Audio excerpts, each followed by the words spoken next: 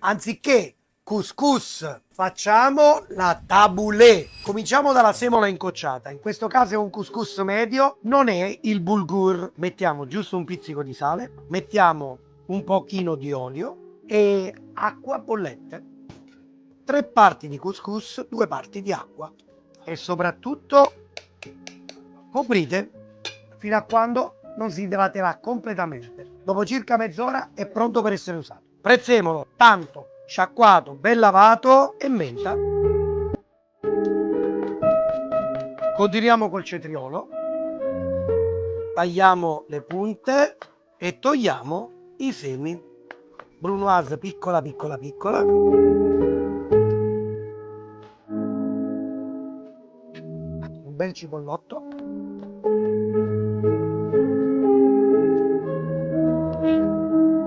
Vai di pomodoro.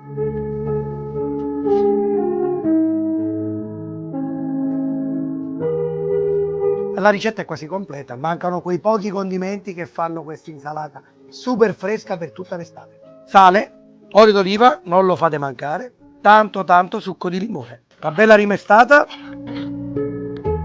mettiamola ben sistemata, manca ancora una piccola mossa. Servitela in un bel contenitore come questo, con qualche bel cuore di insalata.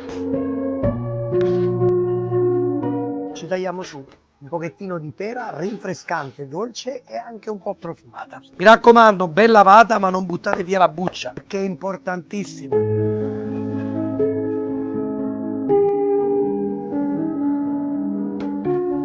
Buona estate e fate i bravi.